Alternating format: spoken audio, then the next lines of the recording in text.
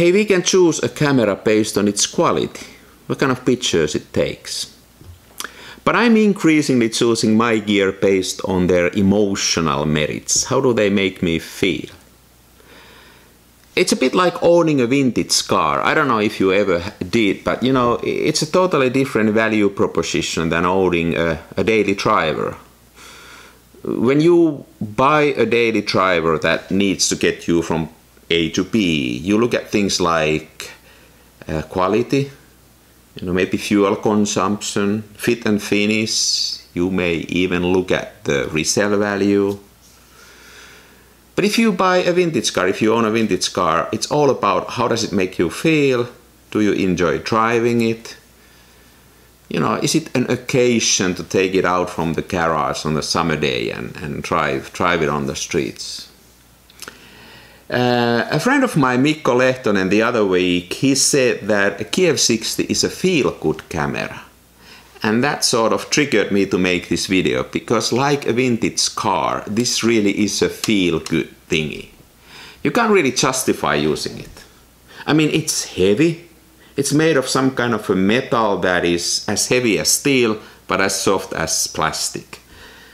It looks awful. It's this, you know, Soviet design that, I mean, let's face it, it's growing on me, but you can't call this pretty. But it takes decent pictures and it sounds awesome.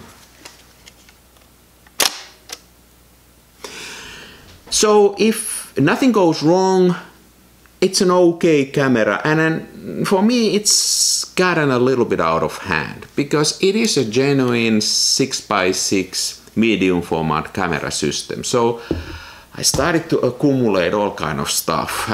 First I bought it with this Walnut 3 nice 80mm 2.8f lens, which really is not 2.8 because it gets really soft at that speed. You know, I have a prism viewfinder, so if I want to shoot it like this, you can change the viewfinder to prism.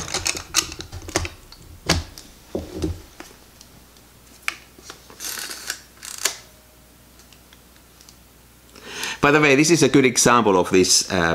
They cost practically nothing, and I got one and I've never used it because I just don't like it.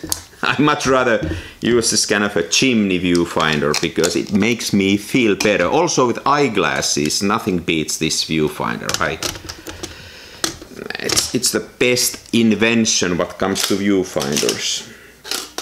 Hey, anyway, so then I have a Zodiac 30mm fisheye lens, and then one of my viewers some time ago, he sent me, you know, Lucas Pühlman, he sent me two lenses. He sent me this Sonar, and I made a video about this. This is really a cool lens. And then I got this 50mm, also sent by Lucas, 50mm Flectogon, which is a wide angle lens. So as you can see, I'm getting deeper and deeper into this mess. And really, as I said, I can't justify this with any kind of rational thinking. I mean, let's face it, I'm lucky to own a Hasselblad. And I got a super wide, so I can do everything with my Hasselblad that I can do with my Kiev. But when I go out with my Hasselblad, there's something missing. It's a weird thing, but I admit it is a feel-good camera, this Kiev, unlike no other cameras. And this feel good, I believe it also shows in my pictures. Now the other week I had a meeting downtown, and then I got a 1 full hour break in between. So what I did was that I had my Kiev on me, with me, and I went to this old factory that is by the lakeshore, and I put on my Zodiac fisheye lens, took a roll of Ilford FP4, planning to develop it with Adox XT3, and then just look at this. You can't take this seriously. Like, I went to the backside of this factory and started to take some pictures. I had such a nice 12 picture session there, and once again, makes no sense, not very rational, feel good thingy. And I believe it shows in these pictures. Let's take a look at them.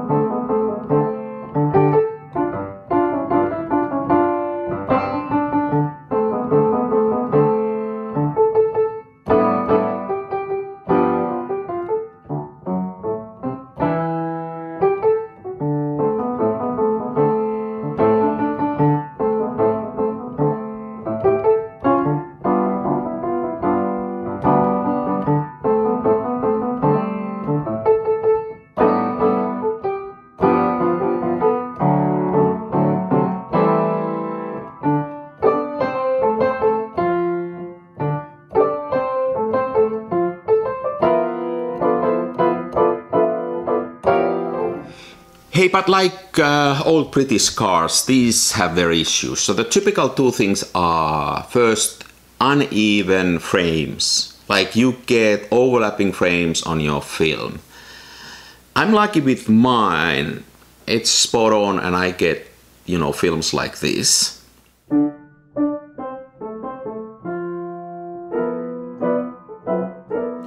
That uneven framing is possible to fix. I put the link to the description page where you can see a good site that helps you to do that framing if it's wrong. Another thing is light leaks. They are very typical in these cameras, and there are also fixes for those light leaks. Typically you get reflections inside of these cameras. So I have another Kiev too. Now this is the one that I bought first and I couldn't fix it. I painted it inside with the matte black paint. I worked on the light seals. I even used some electrical tape to mask out the light leaks. I still got some tape here. But it didn't help. So I finally gave up and bought another one, because one additional benefit with this Kiev is that the system is fairly affordable. It's one of the cheapest, if not the cheapest way of getting into 6x6 medium format photography with a full system of high quality lenses and the feeling that I don't think you get with any other camera. It's also built in Ukraine, which also makes me feel good. There's a lot of goodies.